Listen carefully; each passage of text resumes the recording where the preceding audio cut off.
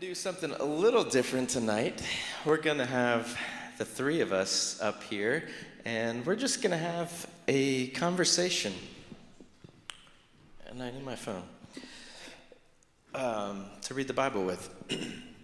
So, Rachel and I, our family, had a bit of a whirlwind last week. Our third daughter, our baby girl, Eden Claire, surprised us all and came into the world 10 weeks early. And it was wild and it was fun, and she is beautiful and precious, and everyone is doing great. And, you know, why are we up here talking when we just had this? I don't know, but here we are. This is what we're doing. We're going to have fun tonight. So, as we've gone through this experience, and I'm sitting there in the NICU, I'm holding this tiny, precious 3-pound, 5-ounce baby girl in my hands, and I'm looking at the intricate details in her hands, her fingernails, the creases, everything about her is perfect. Yes, she came really early. She's not supposed to be out yet, but she is beautiful. She is a masterpiece. And as I've continued to think about this, as we've been introducing the next part of our vision as a church, Vineyard Covington, that's the name of our church, in case you forgot. I just can't help but thinking about what it's like to be born into a new family, right? So Jesus said that if we want to follow him, if we want to enter into his kingdom, then we have to become like little children. In fact, we have to be born again by the Spirit, and we have to start all over with everything that we thought we knew. We get to learn again what life is like in his kingdom. And so we've been trying to figure out, what does it look like for us, Vineyard Covington, this family on mission? You know, we want to welcome every person around us into this family that is being transformed by the life and the love of Jesus. What does it look like? How do we actually do this? So last week we kind of laid out the first step of this vision. Last month, we meet once a month, and time flies by though. Last month, we looked at the passage from Matthew 28, where Jesus gives us this great commission, right? To go out and make disciples of all nations by teaching them to obey everything that he's commanded us. Or, in the Message version that we really like, he says, train everyone you meet, near and far, in this way of life, instructing them to put into practice all of my teachings. And so for us, we feel like our strategy, the thing that Jesus is inviting us into in our city together, is to develop a way of life we can invite the city into. And as we go about doing this, we're going to go really slow over the next few months, and we're going to just continue to lay out more and more of what this means. But I've been so encouraged by all the conversations we've had with you and in our house groups about what this looks like, and as we flesh this out. But we're centering this around 3 goals, and this is the language that we're going to use together as a church for what this way of life looks like. It's centered around being with Jesus, becoming like Jesus, and doing what Jesus did. This is how we're going to orient and recenter everything in our lives around these 3 goals. And as I'm holding my tiny, beautiful daughter, who's not even home from the hospital yet, and she's already being used in sermon illustrations, I'm thinking about these 3 goals, right? Because all I want right now is just to be with her. She was born into our family. She is one of us. She's our flesh and blood. She has our undivided love. There is nothing that she has to do to earn it. We were dealing with some colds this week, and so when we had a little bit of the junk, we couldn't go into the NICU, and it was terrible. We're just sitting at home like, our daughter is out there, and we can't be with her. Our hearts were just longing to be with her. And that's what Jesus wants. We get to be with him. There's nothing that we have to do to earn it. My hope for all of us is that as we engage with this language more, that we see it as good news. okay? That's what I really hope, because it's really easy to take this and turn it into shame. But we get to be with Jesus. We belong. We're a part of his family. That's all we want. And yet, I look at my tiny baby daughter, and there's a whole lot of growing up that she needs to do. There's a whole lot of development and growth and maturity that she has in front of her. There's so much that's on our hearts for her to become. If she were to just stay 3 pounds and 5 ounces forever, it would be really unhealthy. She would never actually get to come home with us, because I don't know how that works. I don't think that happens. Eventually, I think you just stop living. But, okay, sad. I mean, in the broad sense, not Eden. She's doing great. But all of us, when we're born into something with something ahead of us, right? And that's what our Father wants for us. He wants us to become everything that he made us for. There's so much in store for us that we're still growing into, and we haven't arrived. And that's why we use this language of being and becoming. We are being transformed. This is a process that we're constantly engaging in. And then the last thing is that there's so much for her to accomplish. There's so much in her life that I don't know what it is. I don't really have a plan for what it has to look like. But she was made for amazing things.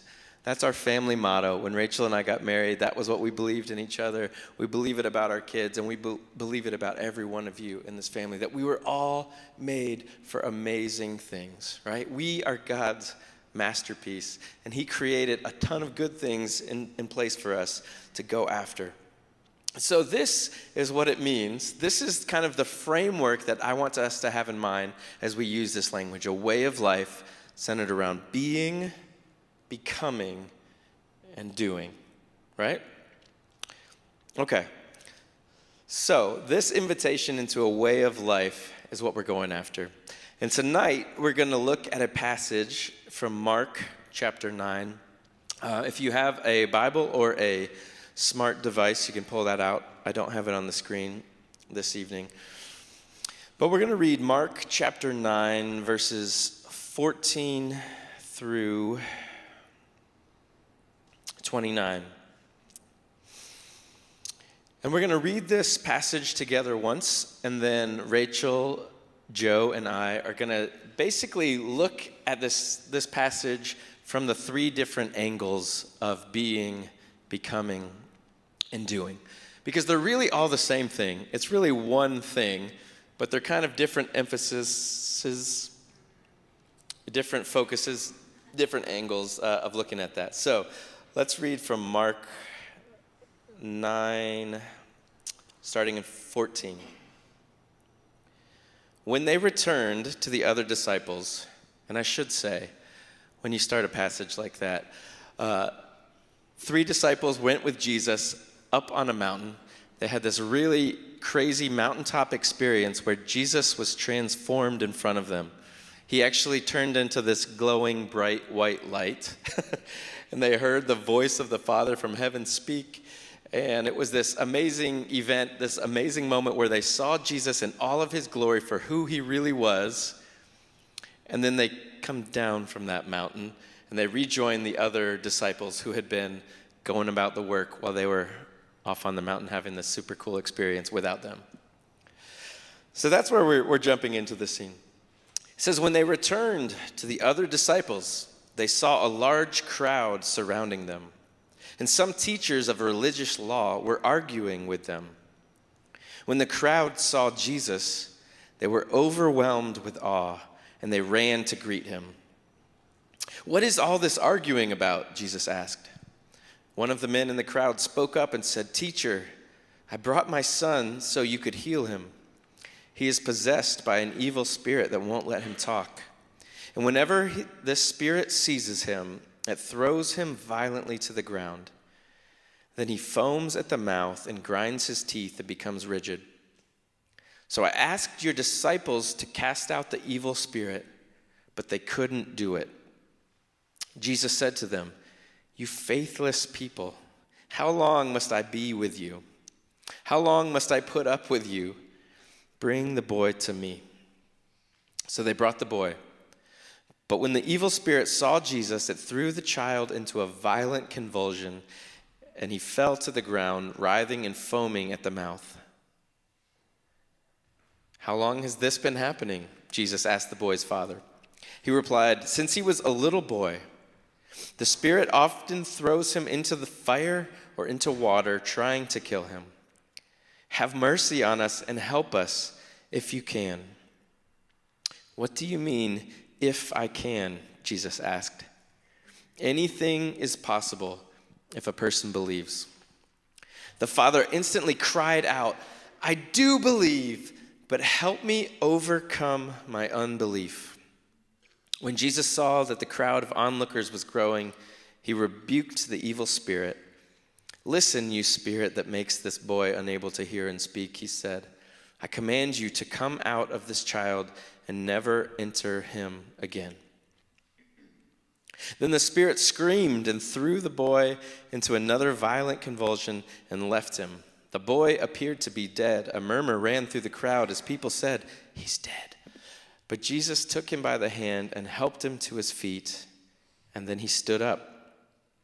Afterward, when Jesus was alone in the house with his disciples, they asked him, "Why couldn't we cast out that evil spirit?"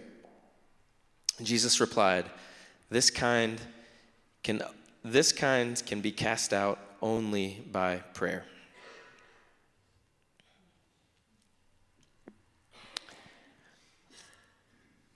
It's a little bit of a long passage, a pretty intense story.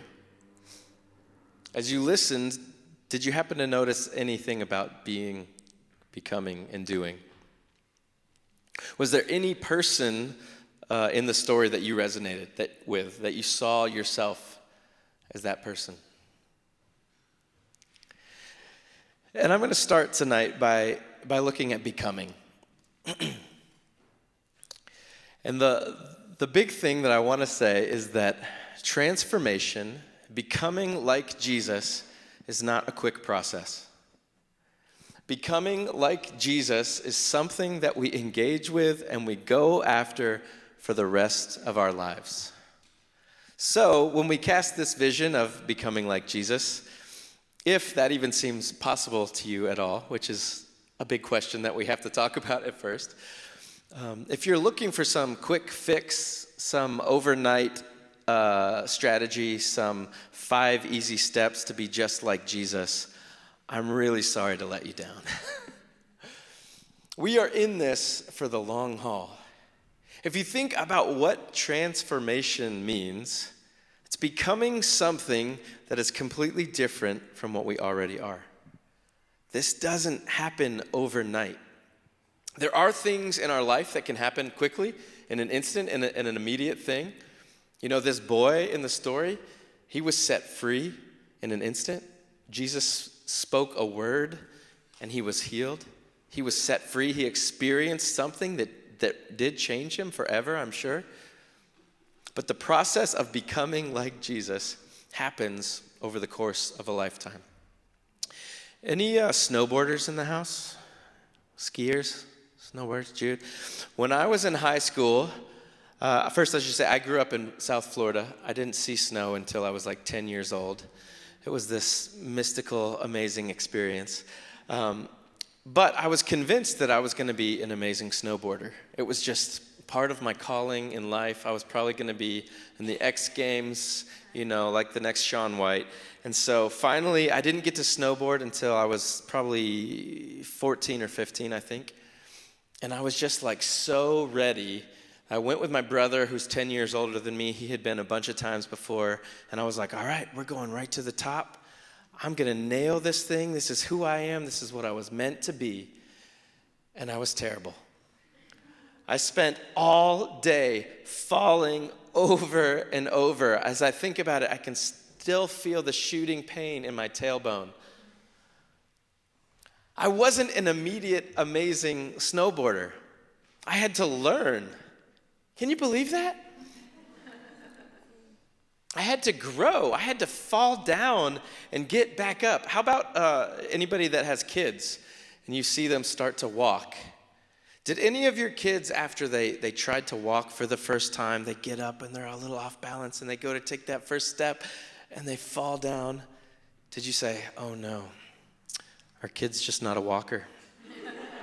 We got one of the bad ones. Like, sorry, kid. I guess it's just not in you. The whole point is that learning and growing and becoming is something that we practice over time. And so when we talk about this, I hope that it's encouraging, but the big point is that we only grow by trying and failing and trying again.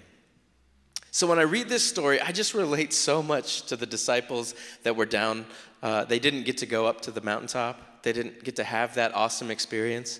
I wonder if there was a little bitterness there, like, oh, we want to see Jesus sparkle too. But they were down there, and the really interesting thing is that earlier in the book of Mark, Jesus sends them out in teams to cast out demons and heal people, and they did it. They come back celebrating. It's amazing. We're able to do this stuff. And now they're in this moment trying to do something that they had done before, and they're completely failing. This was their chance to show how great they were, right? Jesus was away. Don't worry, we'll take it. And they fail. And they have to go to Jesus, and they have to have a question. Or they have to ask him the question, why couldn't we do it? And he points to something deeper that we're going to talk about, this life of prayer. But the other thing that I want to look at too really quick is the conversation that Jesus has with the Father. The boy sees Jesus and the Spirit starts freaking out and he's rolling around on the ground. This is a really intense moment. How does Jesus respond? He doesn't go into panic mode, start screaming and freaking out and yelling at people. He turns and he looks at the dad and he says, how long has this been going on? If I was there, I would have been like, Jesus, can we talk about this later? Like, come on, let's snap into it. But Jesus was not in a hurry. Jesus was a non-anxious presence in this moment. And he looks at the Father and he asks him a question to get below the surface. This is the other way that we transform. This is the other way that we become like Jesus. We have to go below the surface. So much of our culture is forming us in superficiality. It's forming us in this shallow, let's talk about sports and the weather. And Jesus is interested in what's going on in our hearts. And when he has this conversation with this man, he gets to the core, his unbelief. Right? And I believe that this is really what Jesus is inviting all of us into. With just a small bit of faith in Jesus, we can start to believe that he really is who he says he is. And then we can start to believe that we really are who he says we are. And then we can take risks and we can fail. And we're going to fail over and over again. And the best news of all is that we get to do it in front of each other. Because we cannot become like Jesus alone. We have to do it in community. We have to be real. We have to be vulnerable. And we have to be willing to fail. That's how we become like Jesus. Cool. Thanks, Tyler. Out of the three, I tend to be more of the doer. So I just kind of naturally lean more towards that. And there's like this certain internal satisfaction I get when I feel productive. And the thing is, though, that internal satisfaction can quickly turn to self-righteousness and then into bitterness. And that's like if I'm trying to like do all these things for the Lord, but I'm not connected to the source. So in the passage of Mark 9, again, I'm connecting with the dad, like with the man. Here's in verse 17, a man in the crowd answered, "Teacher, I brought you my son." And he talks about the spirit that possesses him. And then, "I asked your disciples to drive out the spirit, but they could not." And I see right away that the man is a doer. He's already done an action. He came to the disciples, asked them to do it, and they couldn't do it. He brought his son with him. Like there's some doing happening already. And Jesus comes, and so they're talking more again. And that's when he brings up he asks Jesus in verse 22, if you can do anything, take pity on us and help us. And Jesus responds with if you can, everything's possible for one who believes. And immediately the boy's father exclaimed, I do believe, help me overcome my unbelief. And I also love the father's response here. It's so honest. I do believe, help me in my unbelief. And so there's some action again that happens. And I love that there's this kind of self-awareness to know that he needs help with his unbelief. And it was striking me too, just like that Jesus is getting underneath the surface here with what the man's real needs are, the heart issue, the unbelief. And that being with Jesus, like he wasn't before, he had met the disciples, but then with Jesus on the scene, he's with him, and that changes him. It changes us. It changes how we respond and the actions we choose to do when we respond. And so Jesus has this way of living that invites us to go deeper. When I'm thinking about Eden, our daughter, like that crazy experience, like part of my doer personality made it really great. I'm really good in a crisis situation because I can push through and get it done. I can push a baby out and all that stuff. So I'm done with that. But it was the after effects that kind of woke me up to this. Like afterwards in the recovery room, I just trembled. Like my body just shook for a minute. He was in the NICU with the baby, and I was by myself. All the doctors and nurses had gone away, and I just shook. And I was connecting that my body and myself were disconnected. And I had emptied myself completely to get through to that moment. And I needed a reconnection to my source, to be filled up again, to live that full life so that I could provide again, that I could do again. That it was like what I keep experiencing even since then. It's every couple days I'll just cry. And I don't know sometimes why I'm crying, but I can tell that I need something. I need to be with Jesus because he provides abundantly, just like Tanya said at communion. And he wants a full life for us. I can't do it alone. So being with Jesus is healing me from the inside out, literally, over the last 2 weeks.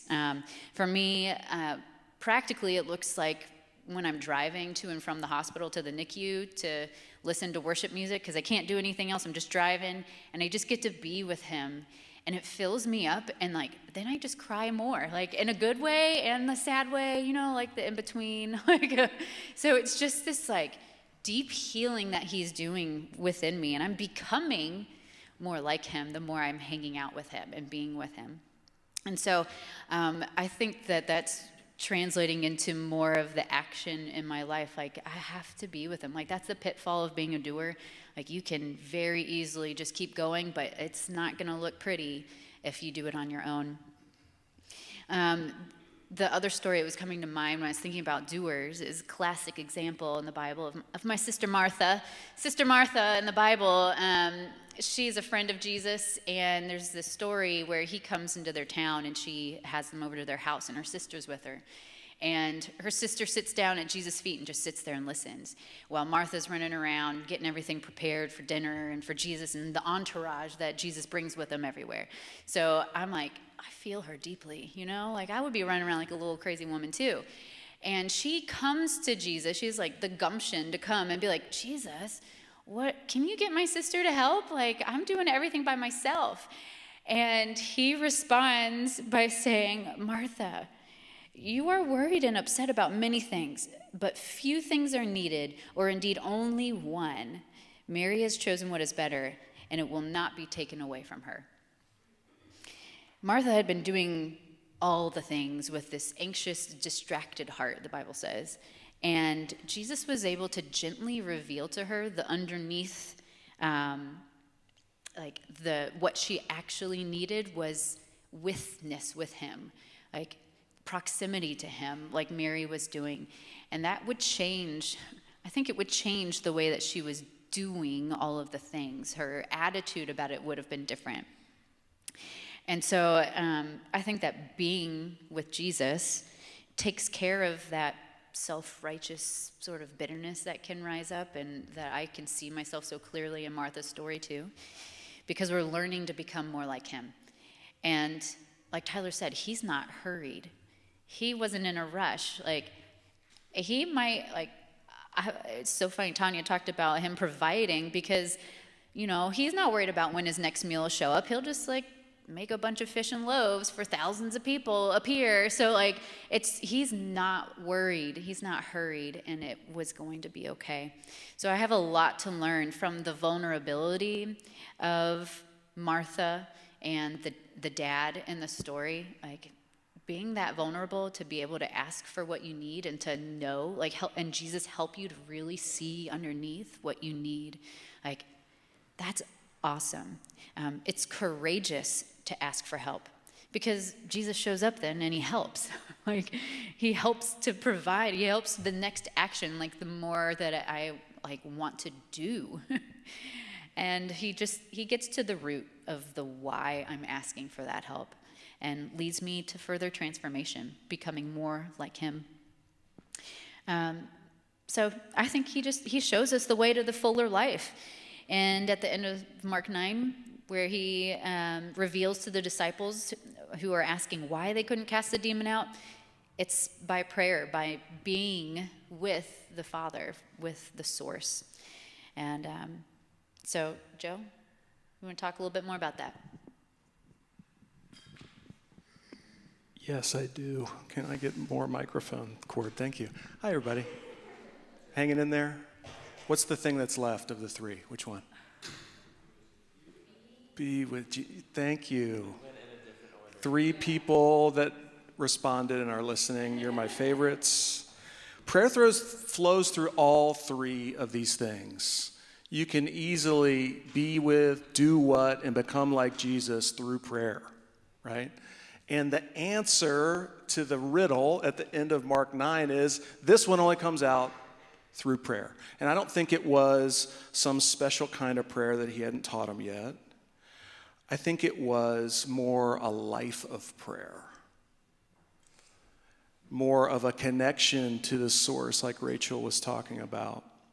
After all, the disciples had literally just been with Jesus, right?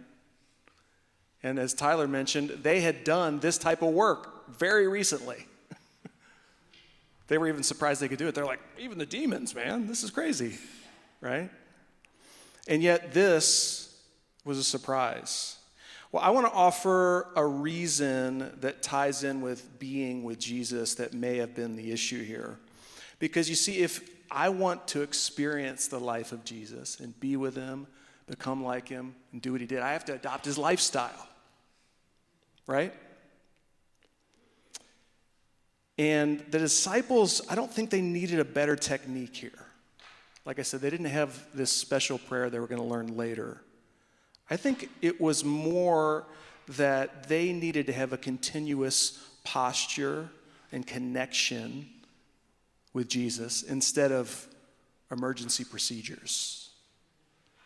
It was more of this long, slow becoming process that they were in need of. So how do we do that? How do we make our lives a continuous posture of being with Jesus? Like, how do we make ourselves kind of be in 2 places at once? I know some of you do that really well already, but that's not what I'm talking about. So there's a great quote by Brother Lawrence, who the book that Dakota received today.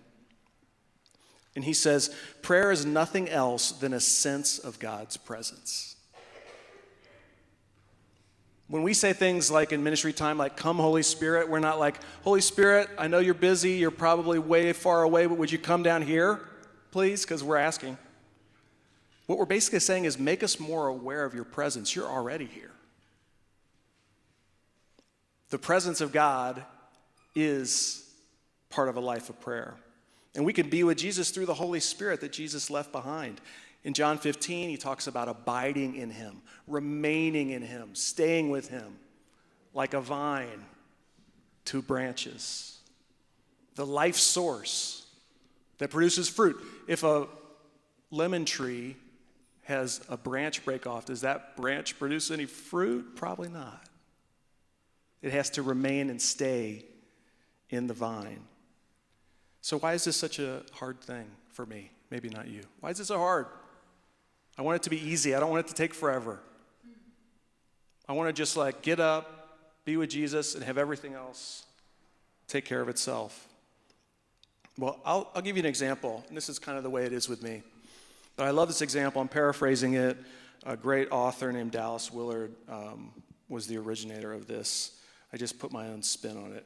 So I know you probably wouldn't ask me for car advice, people that know me. You shouldn't. My wife is shaking her head. Please don't. But let's just say you did.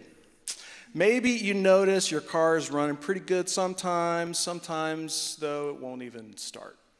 Like, this is a problem. You're not really sure why, but you maybe think there's an engine problem. Maybe there's something else going on that you just don't know about. And so you tell me all this, and I'm like, I don't know, like maybe I can help you with this. And you start to get upset. You blame the automaker. You're like, I don't know, I got a lemon. This car is a bust. And then you tell me, by the way, when I'm out of money because gas prices are really high, I just put like Diet Coke in the tank. Because I don't have time to go to the gas station and do all this stuff. So every now and then. That's probably a problem, don't you think? But we want the results of what the car offers. We want to be able to get in it and go to a place, right? But all of a sudden, we realize that maybe the things that we're putting in, the things that we're doing, aren't giving us the results that we want. Like maybe, and just maybe, just stay with me on this, maybe that steady diet of Netflix and social media doesn't get you where you need to go. I don't know, maybe. But we want the same results. We want that life with Jesus, that connection all the time. We need it. I need it.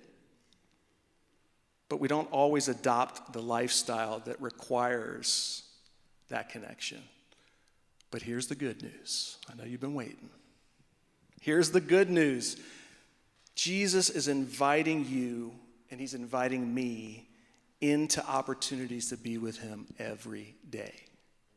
Whether you've been walking with Jesus for 25 years or you haven't even made that decision yet, he's inviting you into connection with him. It's the abundant life. It's where our awareness of his presence is constant. It's where our connection with him is solid and where that time with him fuels becoming like him. And it fuels doing the things that he did. That's why this stuff is kind of cyclical. Even though it's connected, it's like, it's really hard to do a lot of stuff for Jesus and not ever be with him. It's hard to become like him if you don't ever spend time with him. And so all three needs to happen, but this is the fuel in many ways. And the last thing is that it's individual and communal. Like Tyler said, there are aspects of being with Jesus that are very private and personal in your life, right? But you can't do it alone. You can't do life with Jesus by yourself very long, very well. That's why we have things like our house groups. That's why we have times where we're together socially, where we can just be like, what's going on with you? This is what I'm doing. This is what I'm trying. This is what feels like a failure. This is what feels a little better. We're doing life together because we can't do it on our own. So, last thing, I promise. There's a lot of really great ways to be with Jesus. And I just want to remind you to start where you are, not where you think you should be. Right? Like, I do that all the time. I'm like, I probably should be 3 steps ahead of this. And that's just defeating, and that's where the shame comes in. Right? That's not from Jesus. He doesn't want to shame you. That's from the enemy. So start where you are and not where you think you should be. Your time with Jesus can be 2 minutes alone in quiet, and you don't even have to pray. It's official. I'm giving you that, okay? If you can't do a Sabbath, take 1 hour of your day and just stop. Don't do all the things for 1 hour. Start where you are, not where you think you should be. I'm going to let Tyler tie it all together. Yeah. One other thing about community. In community, we get to see a way more full and beautiful picture of Jesus.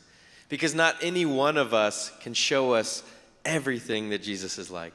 So we learn from each other, from all of the different gifts and strengths that we have. And it's also in community where we realize how much further we have to go to become like Jesus, right? Because when we're all alone, we can sit and imagine how awesome we are. But when we start engaging with real people, all of the stuff comes to the surface, right? All of the junk, all of the room for growth, and it reminds us of how much we need Jesus. It's an opportunity to grow, that's right. So where are you in this story? The key question that we're always going to come back to as a family is, what is Jesus inviting you into now? You know, I love, there's this little line in there, I forget which verse, but it says that when the crowd, you know, the disciples failed, they couldn't do what the guy asked them to do, and they're just all start arguing, basically. And the religious people are getting into all these debates, and it's going on. And then it says, when they saw Jesus, they all turned and ran to him, and they were overwhelmed with awe. And I just want us to always remember as we come back to this that, like, this starts and is centered around a vision of who Jesus is. The brilliance of Jesus on display in our life. This is not a list of things that we have to do to earn his love. This is the full, abundant life of fruitfulness, of transformation, of doing amazing things that he invites us into. And that's why it's good news. So where do you see yourself in the story? The band's going to come back up, and we're going to do one more song of worship, and then we're gonna have some space for ministry time. But what's Jesus inviting you into?